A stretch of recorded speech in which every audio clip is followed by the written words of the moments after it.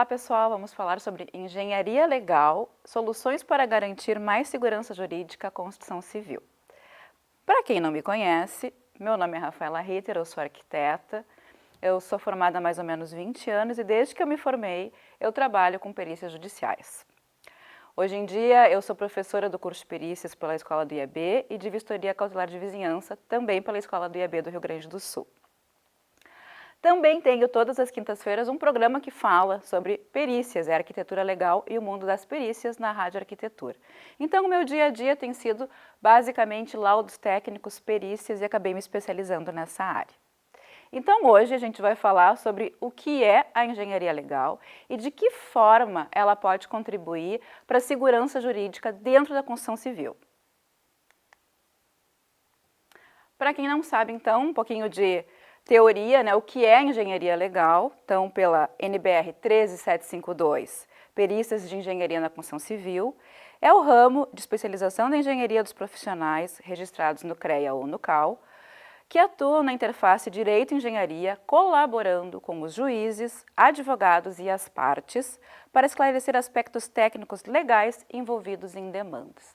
O que é isso então, minha gente? É quando tem um problema jurídico, o juiz, né, ele chama um profissional que vai fazer essa interface da parte técnica para auxiliar ele com os problemas, né, com a lide do problema judicial que envolveu, que criou o processo. Então, quais são as provas utilizadas em direito, né? Para esclarecer um pouquinho para vocês dentro da engenharia legal. Quais são as provas? A gente tem a prova documental, que é o processo em si, que os advogados vão juntar para compor o processo. Tem a prova testemunhal, que são o rol de pessoas que são chamadas para testemunhar em cima do problema que foi gerado. E a pericial, que é onde nós, os técnicos, arquitetos, engenheiros, atuamos, né? Então, é a gente que vai criar uma peça técnica para poder auxiliar o juiz a entender o problema que foi gerado, né? Porque o juiz ele não tem esse conhecimento técnico, então ele precisa de um técnico especializado naquela área, dentro da engenharia ou da arquitetura, no nosso caso, porque tem perícia na área da medicina, da contabilidade, mas aqui nosso foco é a construção civil. O que é então a perícia, né? Por definição, a perícia é o exame, vistoria e avaliação. É uma das formas de gerar uma prova de evidência. A principal finalidade da perícia é informar a veracidade sobre as questões próprias em que se tenha dúvida, quando aos atos e fatos praticados, que futuramente deverão ser comprovados pelo perito em um laudo técnico. Eu gosto muito de dizer que o perito, né, são os olhos do juiz, né? Ele é a pessoa que vai no lugar do juiz até o local para verificar qual é o problema que existe, né? Então, ele é uma peça fundamental dentro do processo. O perito, muitas vezes, o laudo do perito que vai definir um processo judicial, né?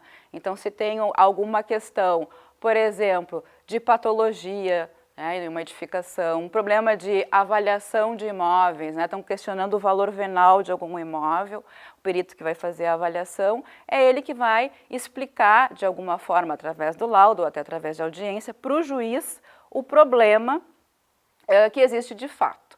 Tá? Ele vai fazer como se fosse um tradutor do problema para o juiz. Para vocês entenderem, então, assim, um pouquinho, tá, da história da perícia, né? Como é que a perícia começou a surgir aqui no país. Na década de 90, né, as perícias de engenharia eram na maioria de avaliações de imóveis. Por quê? Porque com o crescimento dos grandes centros urbanos foi surgindo a necessidade de desapropriar áreas e, consequentemente, ações de desapropriação foram surgindo. Então, isso surgiu uma demanda muito grande por avaliadores, né, por engenheiros e arquitetos avaliadores, para fazer os cálculos dessas áreas que iam ser desapropriadas. Também havia necessidade de perícias em ações renovatórias e revisionais no período inflacionário da economia brasileira. Por quê? Porque os valores decresciam rapidamente, os aluguéis ficavam muito defasados e os proprietários não viam outra saída a não ser o ingresso da ação judicial. até a década de 90 a gente vivia o milagre brasileiro, né, que é onde se iniciou ali na década de 70 várias obras, né, e as edificações ainda não tinham tantos problemas. Então, assim, as perícias em patologia, elas não eram em tanto volume. A competitividade no mercado era menor, tinham menos empresas na área da construção civil e a tecnologia era mais modesta, né. Eu considero um grande divisor de águas o Código de Defesa do Consumidor. Tá? Ele estabeleceu normas de proteção da defesa do consumidor. Então, a partir dali, as construtoras tiveram que ter um olhar mais atento sobre aquilo que estavam fazendo. Mas mais adiante eu vou explicar um pouquinho melhor sobre isso para vocês. Então, no momento que as construções começaram a ter mais idade, né, e o cenário foi mudando, as perícias na área de avaliações começaram a diminuir um pouco mais, porque até, vamos dizer assim, o cenário econômico do Brasil se estabilizou um pouco mais, né, em decorrência, em comparação à década de 70. Em 1997, se publicou a norma de perícias de engenharia, né, em função da grande demanda do serviço que começou a surgir a partir desse momento. Começou a se empregar novas tecnologias na área da construção e as exigências de melhor qualidade foram aumentando.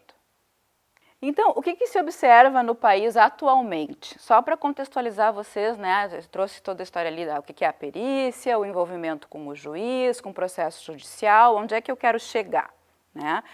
O que a gente observa, né, assim, ao longo desses anos todos eu tenho observado, né, eu como perita eu trabalho tanto para perita judicial, para o juiz, como eu trabalho para construtoras, como eu trabalho também para o outro lado, para pessoas que compraram algum imóvel, condomínio, enfim. O que eu tenho observado, né, e o que eu quero trazer para vocês com essa palestra? A gente sabe que a própria construção civil, por todas as particularidades dela, ela tem um potencial muito grande para gerar conflitos, porque desde a origem a gente tem vários processos, né? Desde o projeto, aprovação do projeto, são vários projetos envolvidos, são vários profissionais, né? Até começar a fundação, o acabamento de uma obra, a venda, o pós-venda, são muitos processos. Então, a probabilidade de dar algum problema é muito maior, ela é uma particularidade muito da construção civil. Então, a gente tem que ter alguns cuidados, né, para poder se proteger enquanto construtor. Falei antes ali do Código de Defesa, né, então o código ele foi uma forma do consumidor ficar mais atento àquilo que ele está comprando, né, e de exigir um retorno, né, ele tem uma expectativa e ele vai cobrar por aquilo. Então, assim, as pessoas ficaram mais conscientes dos direitos delas, tá?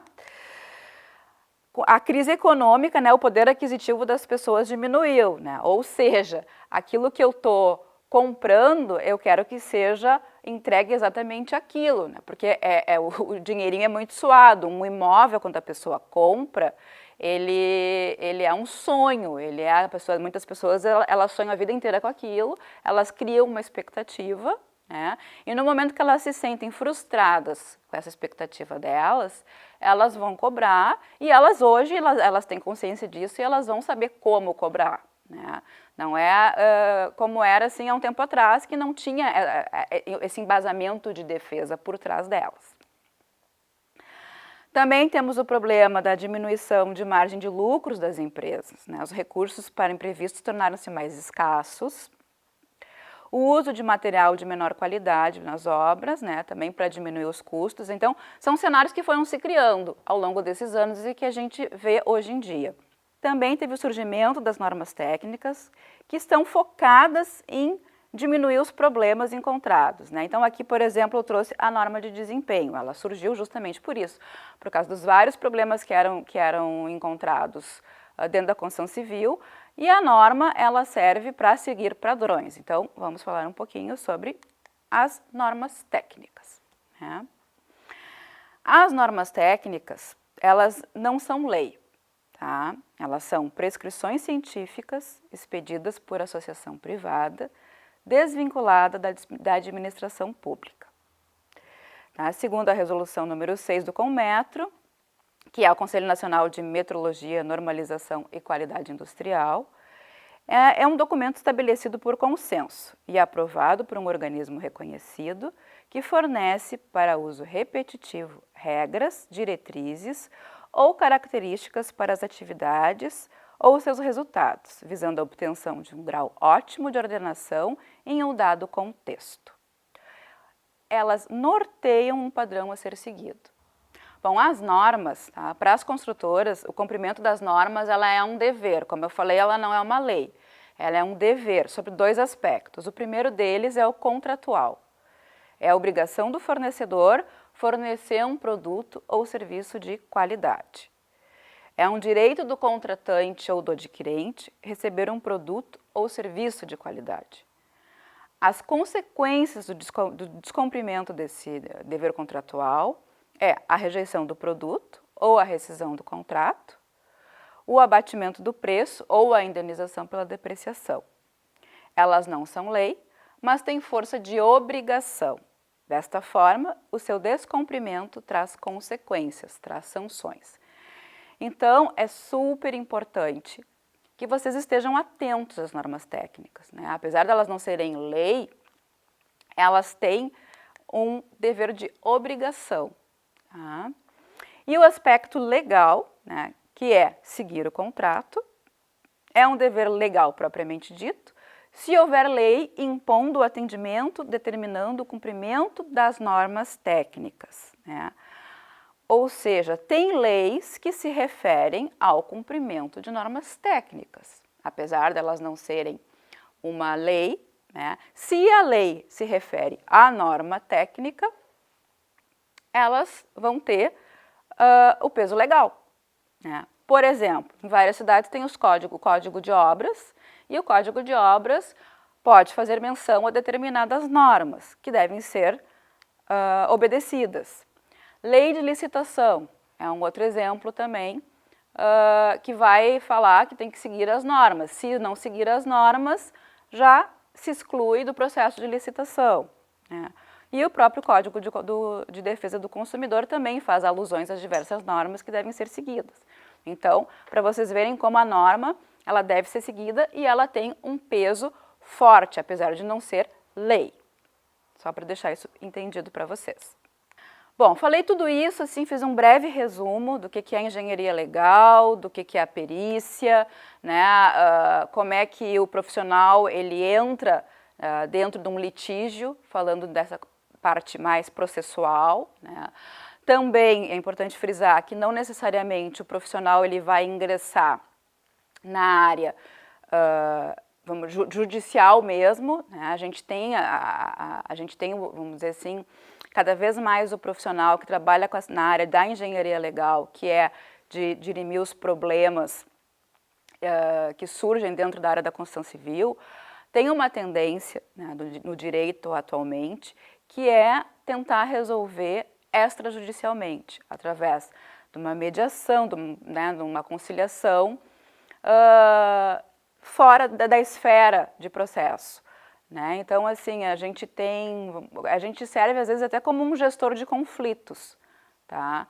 Porque através do nosso laudo, a gente pode sentar com as partes e explicar para elas o que de fato aconteceu, né? Porque eles não têm o conhecimento técnico que a gente tem, e tentar conciliar de forma amigável, né? Então, é também uma tendência que tem se visto bastante acontecer atualmente, até para poder desafogar um pouco o sistema judiciário, né? Então, a gente, como profissional, pode, através dos que eu vou falar agora, né, auxiliar as construtoras e o pessoal que trabalha na construção civil através de algumas formas, né, para garantir a segurança e menos dor de cabeça. Como, pessoal? Através dos laudos técnicos. Tá? Os laudos técnicos, eles são um embasamento muito forte, né, uma proteção muito forte para as construtoras. Eu falo isso, sim, um pouco trazendo aqui, dividindo com vocês a minha experiência, né, de trabalhando anos já para algumas construtoras e vendo também o que as pessoas podem reivindicar, né? Eu comecei a ver que, claro, tem alguns laudos que são mais conhecidos e outros nem tanto, né? Algumas empresas desconhecem da existência deles, mas eles são super importantes e eu vou falar um pouquinho brevemente de cada um deles, assim, falar um pouco para vocês, principalmente os que eu, né, trabalho no escritório e que eu vejo que surgem resultados. E por que eu falo do laudo, né? Por exemplo, vou dar um exemplo para vocês. A construtora fez um empreendimento, fez um condomínio, né, com vários imóveis, e daqui a um tempo o síndico do condomínio vai alegar que deu um problema e que o problema foi gerado pela construção a má execução feita pela construtora. Se a gente faz um laudo, por exemplo, de entrega de obra, não é um relatório, é um laudo, que eu vou explicar mais adiante, né? E já encerrou, né, fez o habite e entrega direto para o síndico do condomínio. Esse laudo vai mostrar, ele vai fotografar, vai deixar registrado o que foi entregue. Então isso já dá uma certa, freia um pouco, né, a pessoa que está mal intencionada a fazer alguma coisa. Porque eu vejo muito, assim, que tem muitas pessoas que aproveitam, eu vou entrar com processo contra a construtora, e ela entra de má fé mesmo, né? Isso acontece. E no momento que tu já tem um laudo que está mapeando, né, o que foi entregue, que está registrando, a pessoa vai pensar duas vezes antes de entrar com uma ação ou de cobrar alguma coisa de má fé da construtora, tá? Então, falando um pouquinho, o primeiro laudo que eu quero falar para vocês é o laudo de avaliação de imóvel urbano, né, que foi aonde surgiram as perícias no país, né. Por que um laudo de avaliação de imóvel urbano? Quais as garantias, né, o que o laudo de avaliação de imóvel pode auxiliar, né? De algumas formas, a transação imobiliária, né, seja na compra e venda, né, ou em permuta, principalmente de terrenos e glebas, né, vocês vão ter um laudo de avaliação feito por um técnico, um profissional, com todo embasamento teórico dentro da NBR 14653, né? Não é um parecer, não é um achômetro, vocês vão ter uma avaliação real, né, do que vale o imóvel. Então, já de cara, vocês vão ter a certeza de que estão pagando o valor justo, o valor correto, né, ou estão permutando pelo valor justo, pelo valor correto, né. Outra coisa também, dentro da parte de avaliação de imóvel urbano, de um modo geral, a gente já faz também uma pesquisa na prefeitura em relação a índices, a plano diretor, e já vai ver se tem alguma restrição em relação a esse imóvel. Às vezes o imóvel está à venda e tem um projeto de passar uma rua no meio dele, né? Ou ele tem uma área de APP muito grande, né? E vai acabar inviabilizando o negócio. Então, essa pesquisa prévia, num laudo de avaliação, a gente também já faz e já entrega isso antes até. É interessante que se contrate isso antes de efetivar o negócio, porque aí você já tem, vamos dizer, uma realidade, um parâmetro mais real do que tem de fato nesse imóvel. Outra questão também importante dos laudos de avaliação de imóvel é que, por exemplo, num próprio processo judicial, já tem um laudo técnico feito dentro dos preceitos, né, pronto para auxiliar o advogado, se for o caso de uma avaliação de um processo judicial. Outra coisa super importante, né, nas contestações de impostos. Quando a gente pode contestar o imposto também extrajudicialmente. Aqui em Porto Alegre, por exemplo, a gente pode, através de um processo administrativo, contestar o imposto de transmissão, né, ITBI ou ITCR, através de um laudo de avaliação feito por um técnico, né. Então, eu já, lá no escritório, já fiz alguns laudos para algumas construtoras, principalmente glebas, né, dentro da cidade, glebas urbanas, assim, os valores são bem discrepantes do que se paga efetivamente. Então, é bem importante também esse laudo de avaliação para auxiliar nessa redução do imposto. Eu já tive casos lá que a redução do imposto foi mais de 200 mil só com um laudo de avaliação. Então, realmente é uma forma da gente diminuir bastante o custo da empresa. Outro laudo que eu acho super, super importante, que agora assim, acho que a grande maioria das construtoras já está utilizando deles, que é o laudo de vistoria de confrontante de obra. Né? O que é esse laudo? Esse laudo, essa norma, né, aliás, desculpa, as obras novas, elas é obrigatório pela força da NBR 12722, de 92, que é a discriminação de serviços para a construção de edifícios, né? A própria norma já fala lá em 92, né? Toda vez que for necessário resguardar interesses, as propriedades vizinhas à obra ou logradouro público a ser executada, seja em virtude dos tipos de fundação a executar, das escavações, aterros, sistemas de escoamento e estabilização, rebaixamento de lençol d'água, serviços provisórios ou definitivos a realizar, deve ser feita por profissional especializado, habilitado, uma vistoria. Desta vistoria, deverá ser feito um relatório descritivo com todos os detalhes que se fizeram necessários a cada caso, das condições de fundação e estabilidade daquelas edificações e logradouros, além da contestação de defesas ou danos porventuras existentes nelas. O que é isso? Vai começar a obra, né? É uma segurança, tanto para os vizinhos quanto para quem está construindo, fazer uma vistoria em toda, vamos dizer assim, os vizinhos lindeiros, ou até tem, eu não vou entrar em detalhes aqui, mas a gente tem algumas regras, né, até um determinado perímetro para ser vistoriado, dependendo também da abrangência desta obra. Então, o que a gente faz? A gente vistoria os imóveis, é um processo, a gente faz uma comunicação, né, às vezes informal, né, por exemplo, passa lá, olha, vamos construir no meio desta quadra, são 20 imóveis ao redor desse terreno que podem ser afetados pela obra. Muito bem, a gente vai mapear esses imóveis, a gente vai ver o endereço certinho, para mandar uma correspondência, para pedir uma autorização para fazer a vistoria, vai explicar o motivo desta vistoria, tá?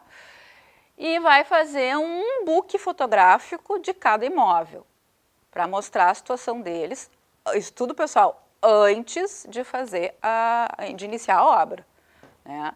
Para ver até as particularidades, né? Às vezes vocês têm ali um edifício que é muito antigo, que já está com alguns problemas estruturais, né? Então, dependendo do tipo de maquinário que vai se usar na obra, a gente dá a gente alerta a empresa dessas particularidades que a gente encontra, né? Até também, às vezes, para auxiliar que tipo de fundação que vai ser usado, né? Que tipo de maquinário que é interessante usar ou não dentro do canteiro de obras. Então, a gente tem essa visão prévia. Tá? O que isso vai garantir? Tá? Em que sentido que isso vai auxiliar? A gente vai ver, por exemplo, entramos num imóvel e tem uma fissura naquele imóvel. A gente vai tirar a foto daquela fissura. A gente vai alertar os profissionais do que eles vão encontrar na vizinhança. Então, vai ficar tudo registrado. Tá? É um registro prévio. Né? Então, aqui a finalidade dele é constatar anomalias e falhas existentes nos sistemas construtivos e perpetuar a memória. Então, ou seja, a gente já vai fazer toda essa vistoria, todo esse book fotográfico de todos os imóveis lindeiros antes, né? Por quê? Porque se acontecer algum problema posterior, tá? Já vai se saber que realmente foi a obra que causou aquilo, essa fissura era uma fissurinha, depois virou uma fenda, né? Aquilo ali foi ocasionado pela construtora, pela obra, então ela vai ter que, de fato, arcar com o conserto daquela edificação. Ou não, ou seja, ou às vezes também tem ali o lado inverso.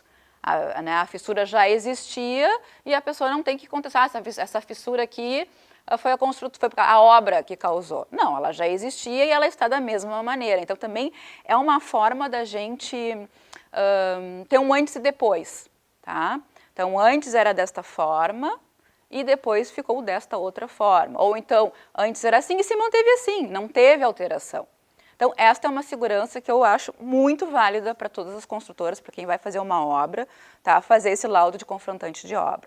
Também o laudo inverso, né? Os condomínios também podem contratar Se tem uma obra iniciando do lado, para fazer um relatório, um laudo todo de como está o condomínio, porque caso aconteça alguma coisa, eles podem cobrar isso depois né, da empresa que fez a obra.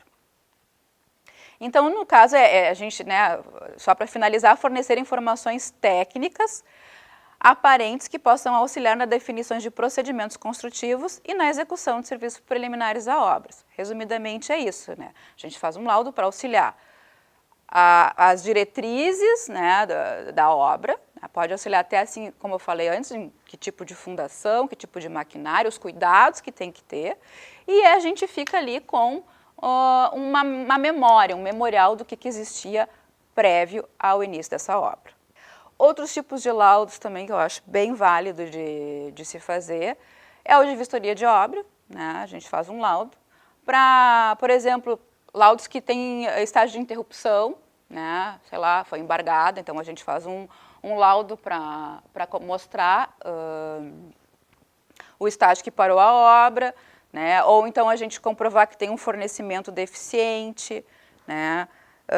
Danos materiais em acidentes, tá? Então são laudos que a gente pode fazer durante a execução da obra, né?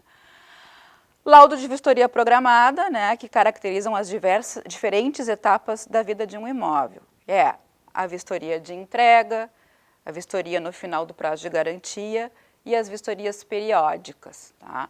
Eu vou falar um pouquinho mais atento disso através do laudo de inspeção predial, que é o próximo laudo que eu vou falar agora para vocês.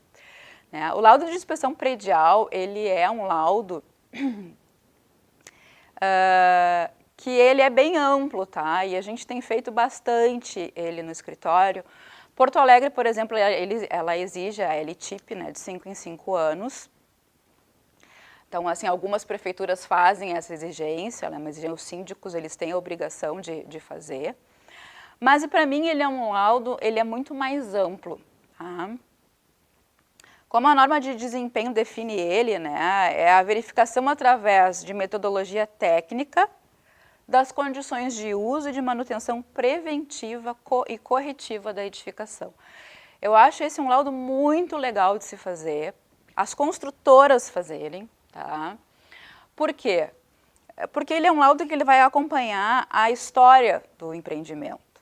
Né? Assim, pelo menos durante o prazo de garantia, eu acho que é bem legal de fazer, né? Para poder ver se a manutenção dessas edificações estão sendo feitas, né? Então, aqui a manutenção, ela deve ser prevista e realizada de forma corretiva e preventiva, por meio de um programa detalhado que vise o aumento da vida útil da edificação e seu desempenho ao longo do tempo. Né? O que a gente tem feito assim, em relação ao laudo de inspeção predial? A gente faz o laudo de entrega de obra, tá? Então, assim, o serviço que a gente presta bastante para as construtoras é isso. Faz o laudo de entrega e estamos entregando o empreendimento desta maneira. Uma coisa interessante também de fazer o laudo de vistoria de entrega é contratar a empresa um pouco antes, o profissional para fazer esse laudo, um pouco antes da conclusão da obra, porque a gente já tem um olhar do que pode gerar de problema, tá? Um olhar do que a gente sabe o que pode vir do outro lado. Então, a gente já faz um pente fino na obra, aponta para o engenheiro responsável, eu acho que vocês deveriam fazer isso, né? Eles concluem essas demandas que a gente viu, e aí sim a gente faz um laudo final de entrega de obra. Fizemos isso, esse laudo de entrega de obra é entregue para o síndico responsável do condomínio. E aí, ao longo dos anos, durante o período de garantia, a gente faz um laudo anual sobre a manutenção desse empreendimento. Né? Como é que está sendo feita a manutenção? Então, outra forma, né, das incorporadoras, construtoras se resguardarem. Tá? Esse acompanhamento da manutenção feita ao longo dos anos. Por quê? Porque aí a gente vai mapear, isso aqui está sendo feito, isso aqui não está sendo feito, e entrega também para o responsável do empreendimento, o responsável do condomínio. Né? olha, isso aqui não está sendo feito, isso aqui deveria ter sido feito, né? Porque muitos casos, pessoal, muitos casos de problemas que a gente tem visto por aí, é falta de manutenção. Tá? Então, cobrar esta manutenção também é uma forma de se resguardar. Né? Porque se a manutenção não está sendo bem feita, não adianta depois dizer que o problema foi um problema de construção, um problema de obra. Né? Então, esse acompanhamento eu também acho bem interessante de ser feito. Bom, dentro do laudo de inspeção, né, o que a gente verifica? Né? Qual é a importância desse laudo? A gente analisa os riscos, né, que são oferecidos pelo usuário, né, diante das condições técnicas de uso, operação e manutenção da edificação. Tá? A análise do risco consiste na classificação das anomalias e falhas identificadas nos diversos componentes de uma edificação. Né? Quanto ao seu grau de risco relacionado com fatores de manutenção, depreciação, saúde, segurança, funcionalidade, comprometimento de vida útil e perda de desempenho. Então, assim, ó, o que a gente vai analisar, né? Quais são assim, os itens importantes que a gente vai apresentar num laudo de inspeção predial, tá? A gente vai analisar em relação à segurança, né? Segurança estrutural, segurança contra o fogo, segurança no uso e na operação, a questão da habitabilidade, né? Do imóvel, estanqueidade, desempenho térmico, acústico, lumínico, saúde, funcionalidade, conforto tátil. Sobre essa questão o foco da sustentabilidade, durabilidade, manutenibilidade, impacto ambiental. E o laudo ele tem níveis de inspeção, tá? O nível 1 é de baixa complexidade, nível 2 de média complexidade e o nível 3 de alta complexidade. Né? Para cada tipo de imóvel, a gente tem às vezes até o próprio contratante vai dizer o nível de inspeção que ele quer. Alguns a gente faz, é só vistoria no olhar, uns a gente vai fazer uma inspeção com equipamentos, tá? Dependendo do nível de complexidade que for. Uma coisa que a gente analisa também, assim, mais detalhadamente sobre o grau de risco, né? As anomalias e falhas devem estar fundamentadas quanto ao grau de risco oferecido aos usuários, ao meio ambiente e ao patrimônio, sendo classificada como crítico, né? O risco de provocar danos contra a saúde e segurança das pessoas e do meio ambiente, perda excessiva de desempenho e funcionalidade, causando possíveis paralisações, aumento excessivo de custo de manutenção e de recuperação, comprometimento sensível da vida útil.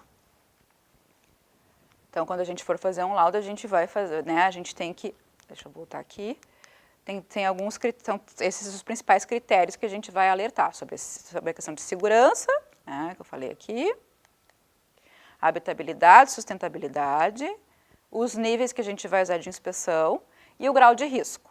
Tá? Então, quando a gente vai concluir o laudo, a gente vai apontar para cada um desses itens. Né? A questão do grau de risco médio é o risco de provocar perda parcial de desempenho, funcionalidade da edificação, sem prejuízo à operação direta de sistemas e deterioração precoce. O grau mínimo, risco de causar pequenos prejuízos à estética ou à atividade programável e planejada, sem incidência ou sem a probabilidade de ocorrência dos riscos críticos e regulares, além de baixo ou nenhum comprometimento ao valor imobiliário. O que acontece? Às vezes a gente vai fazer o laudo e aí a gente vê, né, que é um prejuízo. A grande maioria dos laudos que eu fiz até hoje, assim, é mais um prejuízo estético, né? Não é nada assim que vai cair o prédio, né? Mas pode desvalorizar, né? Dependendo, vai desvalorizar o imóvel, né? Vai comprometer o valor dele. Então, esses aspectos todos a gente analisa num laudo de inspeção. Então, só para fechar para vocês assim, eu vou voltar aqui, né, os laudos que eu acho que são importantes, que eu acho que todo construtor deve ter em mente, tá? Então, voltando, nós temos então o laudo de avaliação de imóvel, eu acho que ele é um laudo que deve-se pensar, né, quem trabalha na área da construção civil, o laudo de vistoria de confrontante de obra, o laudo de vistoria de obra, o laudo de vistoria programada e um laudo de inspeção predial. Tá? Eu acho que esses laudos eles dão uma grande segurança para as construtoras. Acho que devem ser feitos sim, né? O custo desses laudos, eles se pagam, eles não são tão altos como se pensa, tá? E eles podem, assim, reduzir consideravelmente o número de ingressos de processos judiciais, né? Como eu falei no início, eu acho que esses laudos, eles são uma ferramenta, tá? Uma ferramenta que vai auxiliar as construtoras no caso de algum desgaste com algum cliente, de algum cliente que não, né, que não ficou satisfeito com uma entrega, com algum processo dentro da compra dele. Acho que sentar com esse cliente através de um laudo, um profissional que possa explicar para ele o que de fato está acontecendo, eu acho que é muito válido. Né? Eu acho que é um tipo assim, de gestão que os escritórios deveriam implementar, né, as construtoras, as grandes empresas, de sempre solicitar esses laudos antes de iniciar uma obra ou durante a obra, conforme o caso de cada laudo. Por fim, eu vou deixar aqui para vocês algumas bibliografias, se alguém se interessar, né, que são bibliografias que falam, né, justamente disso, de como os laudos são importantes na questão da segurança jurídica, né, deixei aqui para vocês. Alguns desses eu até utilizei para criar essa palestra, são bem interessantes. E por fim, fica aqui o meu muito obrigada. E os meus contatos aqui, Instagram, eu estou sempre colocando alguma coisa em relação à parte de engenharia legal, né? Eu publico bastante conteúdo no Instagram. O meu site, meu e-mail aqui para quem se ficar interessado. Muito obrigada.